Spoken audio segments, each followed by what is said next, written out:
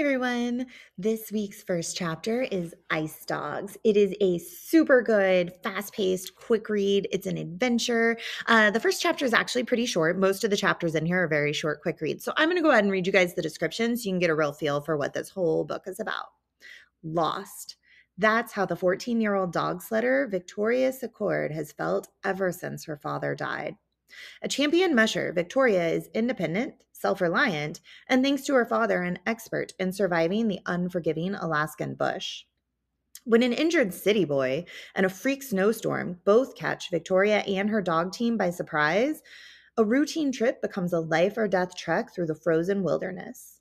As temperatures drop and food stores run out, Victoria must find a way to save them all in this high-stakes, high-adventure novel of endurance, hope, and finding your way back home. So lots of action adventure. Is Saturday. So this counts down in days because of the storm and because of the survival nature of the story. So here we go. All 8 of my dogs are stretched in front of me in pairs along the gang line. They claw the ground in frustration as the loudspeaker blares. Here's team number 5, our hometown girl, 14-year-old Victoria Secord. A male voice booms out my racing stats while my lead dog, Bean, whips his crooked rat tail.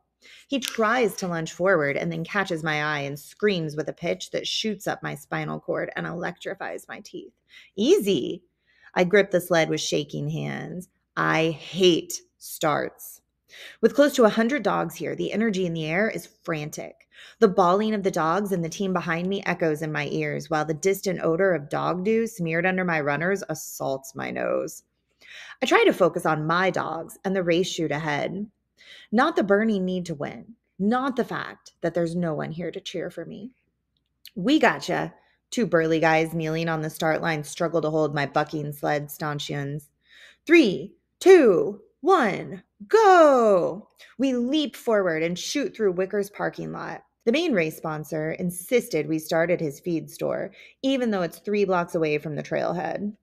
They trucked in snow to get us through the streets. But as we skid through the dirty slush, I can tell this is a bad idea. Mushers need a real snow base for any kind of control. My frozen eyelashes stick together, and I swipe at them as I peer ahead. We fly to the first corner, my heart pounding. Ha! I shout. And my leaders swerve left, and the dog sled skids sideways. We're gaining momentum. With the wind cutting into my face, it feels as if I'm being slingshot out of a jet. A red Chevette is the last in line of parked vehicles along the other side of the road. I crouch lower, stick my left foot out, and dig the heel of my muckluck in to carve a tighter turn. The sled continues skidding closer and closer. I jump on the brake and smash the 2 metal points into the ground with every ounce of my 5'0" frame. Still, we skid. And then we careen into the door, my teeth rattling with the impact. A metal screech announces the collision to everyone, and I hear a grinding pop. We clear the car, and I look down to see a little extra weight in the sled bag, a side mirror. Glancing around to see if anyone noticed, I grab it and nonchalantly toss it away. The cold wind whistles through me when I grin. I turn my attention back to my dogs. My leaders, Bean and Blue, dig for the trailhead with matching strides. Blue's classic husky coat with its black and white face mask is even more striking next to Bean's rusty propane tank shade of fur. We hurtle down the middle of the street that's been blocked off for the race.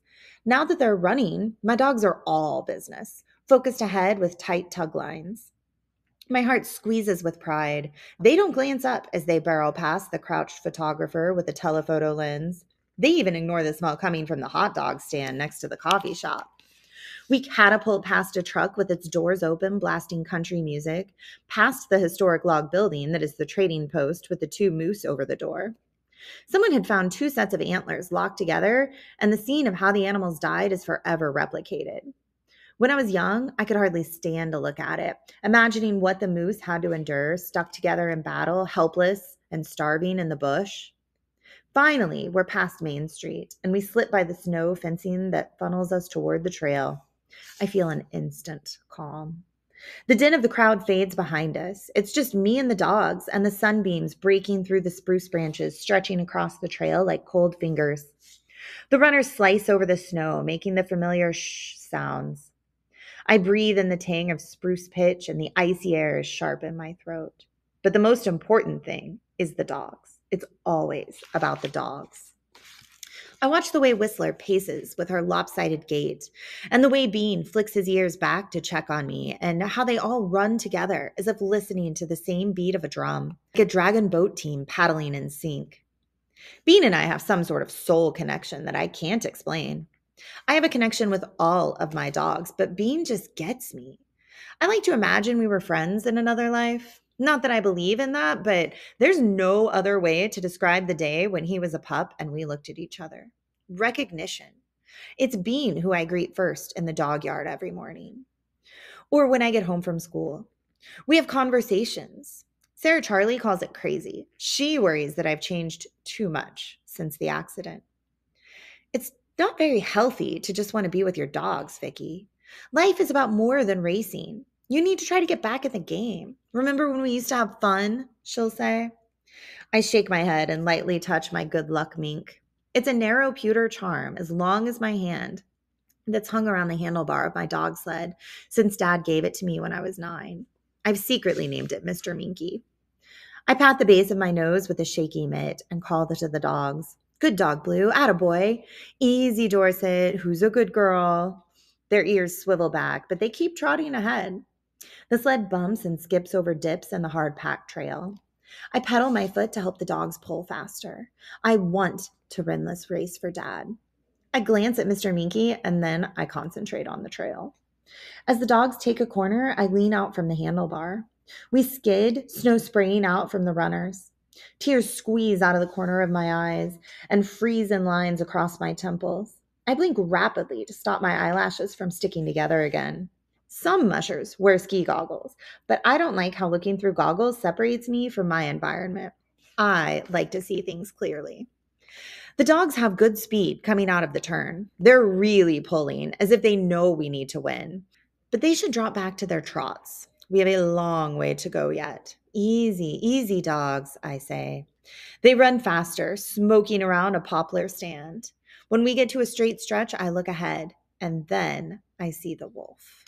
And that's chapter 1. So chapter 1 ends on kind of a cliffhanger, and really that's the whole book. So if you like books with a lot of action and a lot of cliffhangers that will end each chapter so that you really want to read the next one, be sure to come by the library and check out Ice Dogs.